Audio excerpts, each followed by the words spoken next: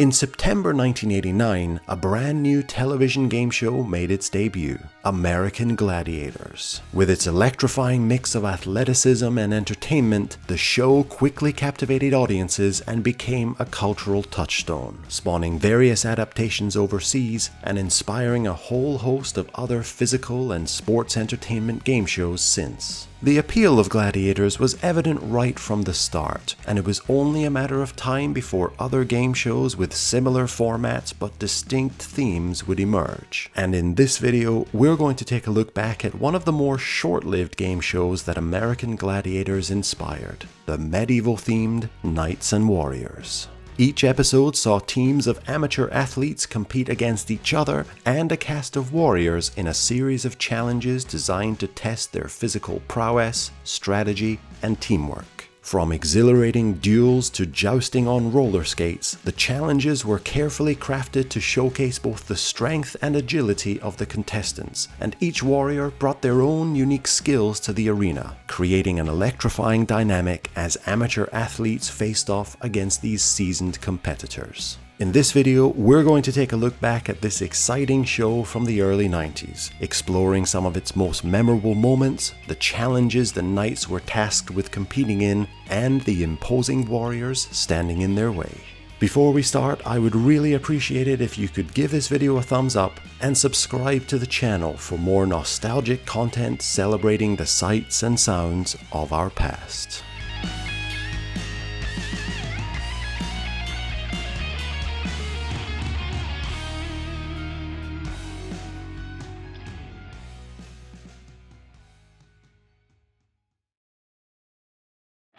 Knights and Warriors was produced by Welk Entertainment Group and was filmed at CBS Studios in Studio City, Los Angeles, the same place where American Gladiators was filmed. While American Gladiators referred to this set as the Gladiator Arena, Knights and Warriors dubbed it the Warrior Dome.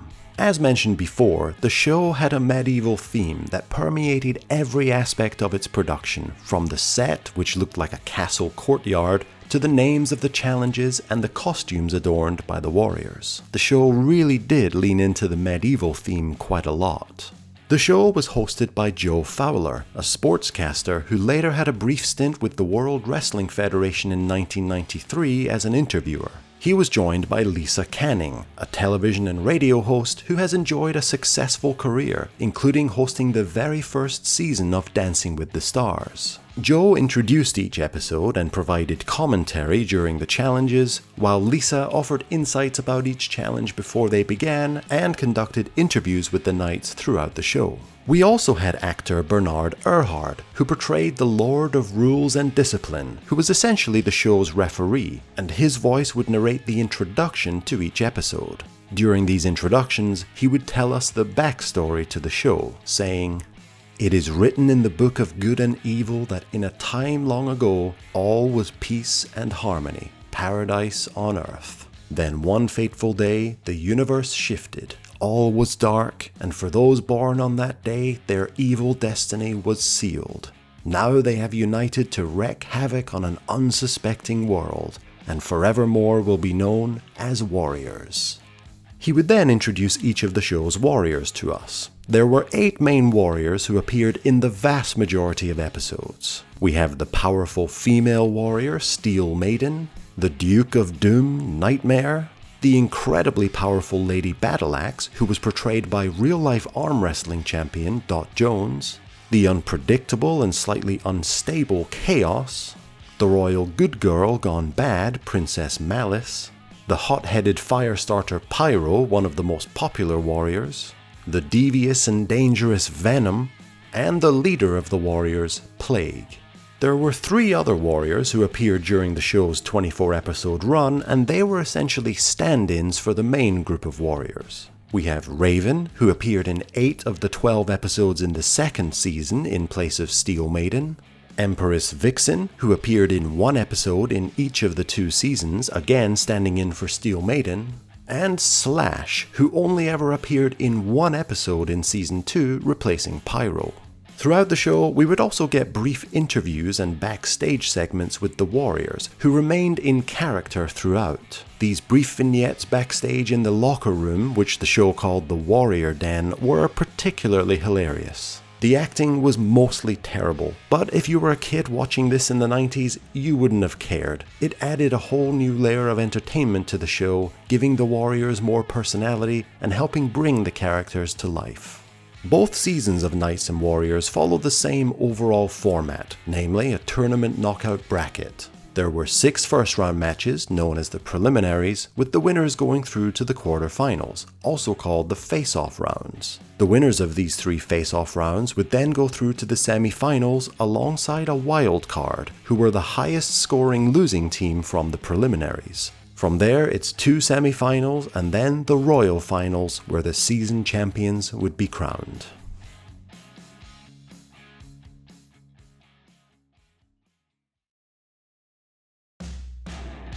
Let's now take a look at the games the Knights were tasked with competing in, which, as you've probably guessed, all have a medieval theme. Games awarded points based on performance, and the team with the most points at the end of the show wins. There were 8 different games in total, which were always played in the same order during each season, although the order changed between seasons 1 and 2. First, we have Catapult, a game played by both the male and female Knights. The object is simple. The Knights have to catch red dodgeballs that are launched high into the air by the Warriors using a giant catapult. While doing this, they also have to dodge the yellow balls being fired at them by the other Warriors. Once they catch a red ball, the Knight must throw it through the ring of fire to score points. In the first season, there were 3 scoring zones, 5 points for the closest zone, 10 for the middle, and 15 points for the furthest zone. But in Season 2, they raised the stakes by simplifying it to just 2 zones, 25 points and 50 points, with the 50-point zone actually being closest to the Warriors and the Ring of Fire, meaning the Knights had to risk getting hit harder by those yellow dodgeballs to go for the big points. There were quite a few occasions where the Knights would get absolutely pelted in the face by those yellow dodgeballs. Catapult was the first game played in every episode of Season 1, but in Season 2 it was moved to later in the show, and I thought this was quite an entertaining game that kind of reminded me of Danger Zone from Gladiators. This game also always featured Pyro getting the game underway by lighting the Ring of Fire. Should be paying attention to the start of the game, but look what he does! He spews fire to light the ring! Next is Battle Swords, an individual game only played by one gender in each episode. Imagine Duel from Gladiators, but with treadmills. One warrior and one knight have to run on their respective treadmill while trying to knock the other off using a large bat. A win or a disqualification for the warrior awarded 50 points to the knight, while simply staying on the platform for the game's 30-second duration awarded 25 points. This game actually became the starting game during the show's 2nd season, and I felt it was one of the better games in the show. Next is another game only played by one gender in each episode, the Sorcerer's Wheel. Essentially, whichever gender competed in Battle Swords, the opposite gender would compete in this game. The knight had 45 seconds to run around a spinning wheel with 2 hurdles on it, and would score 10 points for each lap of the wheel they completed. At the same time, 4 warriors stood on the outside of the wheel swinging a giant spiked ball on a chain to try and knock the knight off. A very exhausting game for the knights, this one. Another game next in which both genders competed, the Volcano.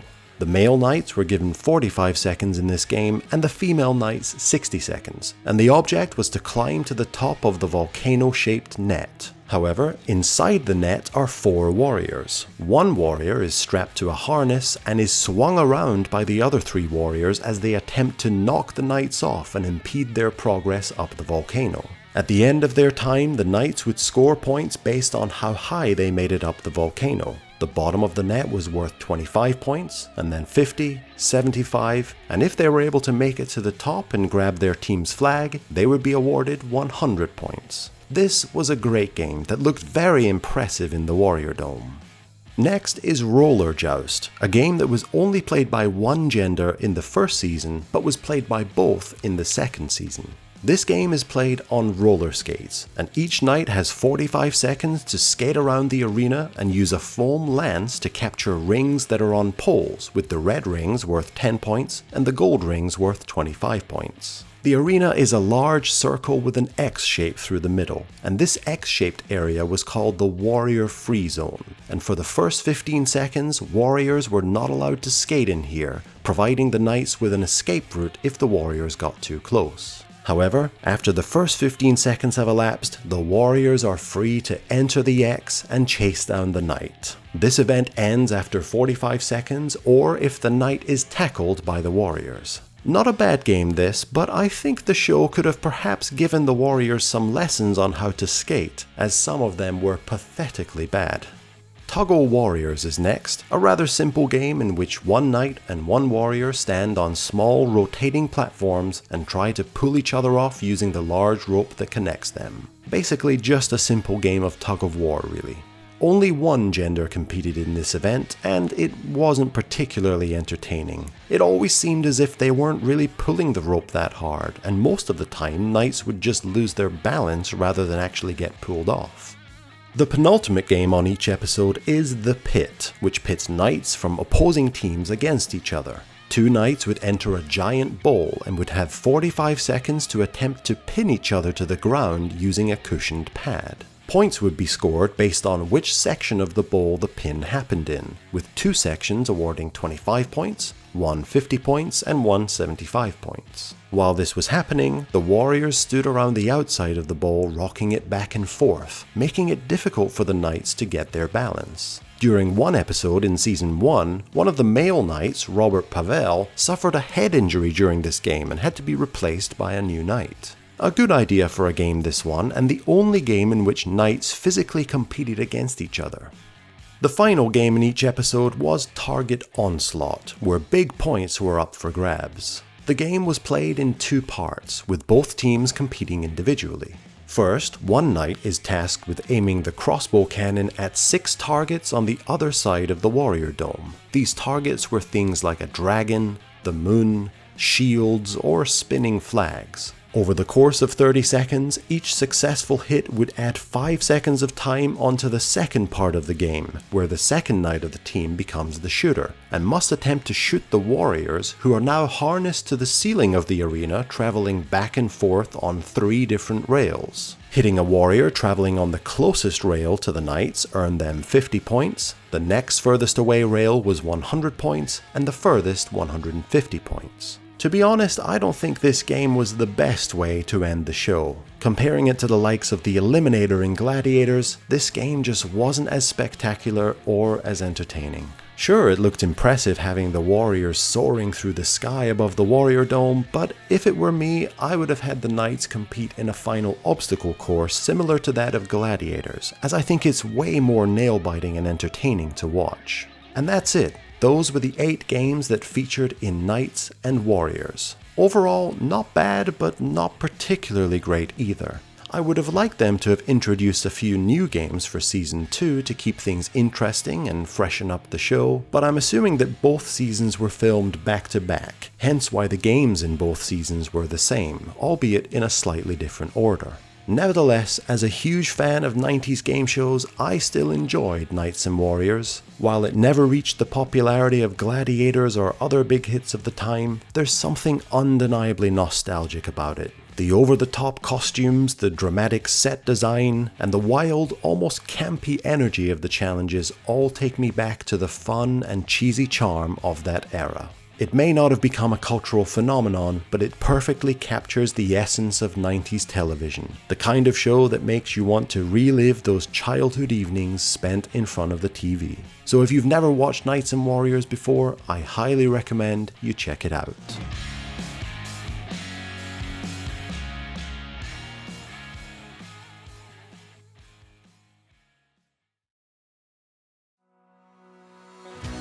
Looking back at Knights and Warriors now, it's clear that the show was very much a product of its time. Its medieval theme, wacky characters, and action-packed games fit right into the early 90s era of spectacle-driven entertainment. However, it didn't have the staying power or the same cultural impact as the show that inspired it, American Gladiators. The show did well to capitalize on the template laid out by Gladiators, but it ultimately fell short in capturing the same level of excitement and engagement. The show was entertaining, but sometimes felt forced, and the repetitive nature of the games may have contributed to its short run. Had it been given the chance to evolve, Knights and Warriors could potentially have resonated more with viewers, especially with improvements to the format and some fresh new challenges for the Knights to compete in. After all, competition-based game shows are still popular today, but in its original form, Knights and Warriors lacked the polish and variety that made Gladiators such a hit. While Knights and Warriors didn't quite live up to expectations and was never renewed for a third season, it remains a fascinating yet brief entry into the history of 90s game shows. Many thanks for watching, everyone. If you enjoyed this video and the content I'm creating for this channel, I would really appreciate it if you could give this video a thumbs up and subscribe to the channel. There will be plenty more nostalgic content coming in the near future as we approach the end of the year, and I hope you'll join me on the ride. Thanks again, and see you in the next video.